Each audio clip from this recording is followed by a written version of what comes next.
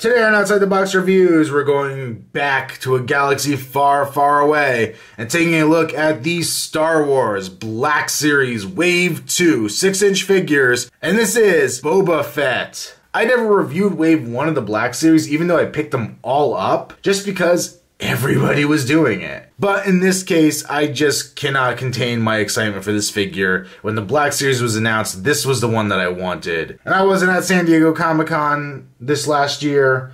I wasn't able to pick up the exclusive set that had this plus the Haunted Carbonite, so plenty of people have had this figure already for a while, but I'm thrilled to be able to get it myself. I actually have been scouring my local Targets for any sign of this. With Wave 2 popping up, this was the one I knew was going to be hard to get. It was going for crazy prices on Amazon already. And I searched a few, had absolutely no luck. Finally went to one. There's just a stack of them on the shelf. The stock guy must have been really lazy and just threw the boxes on the shelf. Flipping through it, Leia, Han, Luke, R2, blah. These aren't the ones I want. Greedo, Darth Maul, blah.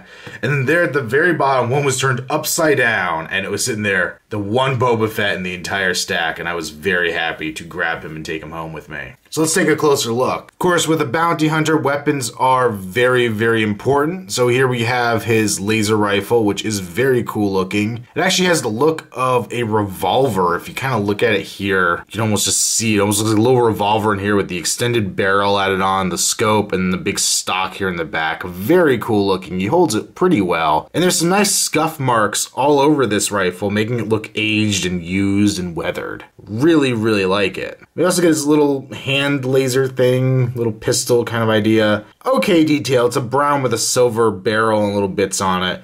It's well done, but nowhere near as cool looking as the rifle. Cool part about it is Fett does have a holster back here, and you can actually throw it right there in the holster and have him carry it around. The sculpting on this figure is absolutely top notch. The head sculpt, the helmet is so cool looking. The paint on it as well.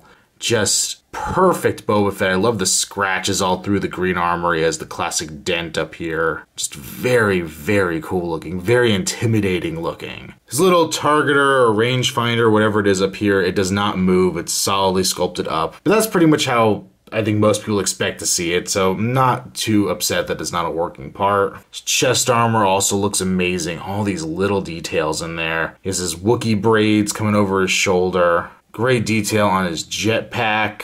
More scuffs in the back of his helmet here. So cool looking. Even if we remove the jetpack off of him, which just pegs in with a very simple peg, but there's two little clips here, and these actually go into the buckles on his back that kind of hold it more in place, which is a really nice bit of attention to detail. He also has his actual soft goods little cloak here, which you can actually kind of unfold if you wanted to. So you could actually kind of unfold it here. You can kind of see like the flag or whatever. It's got the frayed edges, which look really good. I wouldn't mess with this too much, but it's nice that you could actually do this if you wanted to. More great detail on his shoulders, some great wrinkles on his sleeves here. You got the Mando skull, have his gauntlets with all his various little weapons and computer pads and missiles and everything. On this side, he actually has the cable. You can see it going under his clothing up here in the sculpt, and then pops out at the elbow and comes over to the gauntlet. Well sculpted hands, both with trigger fingers, so you could hold both guns at once. He's got his belts, which is actually one belt, but they look like multiple belts around his waist. He has his pouches here. Coming back here, you can see the different straps for him coming around. And even the little cod piece down there, you can see damage too. Now going down to the legs, it's one place where I feel the figure lacks a little in the paint department. It still has some paint detail in. There is a black wash over top, but it's a very light wash, so it doesn't really show up much on the gray. And it does look a little flat, especially in these areas here and with the big boxy pouches here that match. His dinged up yellow knee pads, more little instruments of destruction here, and the little pouches on the front of his leg. See a little better paint shading down here than up top. And his feet, his boots, with these nice little spikes here in the front, which look great. Turning him around, once again, not a lot of detail here, but it's serviceable. For articulation, he has a ball jointed head, and also it's on a hinge, so you can go way forward, way down, side to side. Just tons of articulation. Pin socket shoulders, not hindered by those shoulder pads, so you can go up, down, forward, back. Great range there. On his left side, he simply has a hinge and swivel at the elbow, as well as a rotation at the gauntlet, rotation at the hand, and bend. And it's pretty much the same on his right side, except he has this little extra bit of bicep swivel in here just to help you align the cable coming through his gauntlet, which is a nice touch. A ball joint at the waist, which has a decent range of motion, not a ton of up and down, but definitely side to side it works. My biggest gripe with articulation here is in the legs. It's very hard to get them to come forward because of this belt.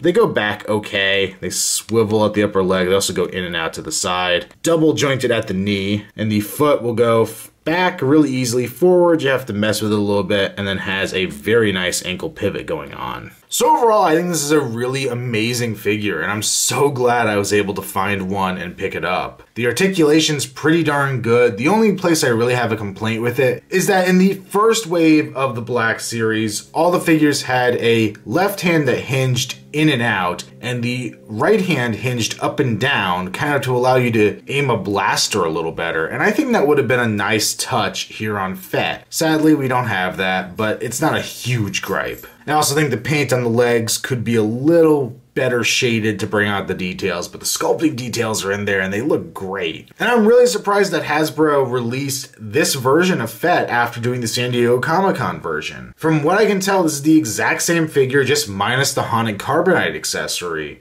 which makes me happy because I wanted that figure and I couldn't get it. But I honestly thought, especially with the Slave Leia being in this wave, they would have repainted this Fett to be the Return of the Jedi version and given him the red gauntlets and some of the other minor changes for the costume. I really thought they would have kept the Empire Strikes Back version like this, an exclusive figure. And maybe down the line, eventually we'll get this repainted in the Return of the Jedi version, and maybe we'll get a Jango Fett using a lot of the same parts. But I'm very happy to have this Empire Strikes Back version of Boba Fett, and gonna give it a very, very strong recommendation. I really, really like this figure. And if you can find one, don't hesitate to pick it up, because even though this guy's getting a little easier to find, I'm gonna predict he's still gonna be the hardest of this wave to find and not that easy to come by at all. Make sure you check out Outside the Box Reviews on Facebook. There'll be a link below. Also check out Outside the Box Reviews on Instagram. Username Outside the Box Reviews. And until next time, it's been another Outside the Box Reviews. Stay tuned for more to come. And I am really surprised that Hasbro, I can't say Hasbro apparently.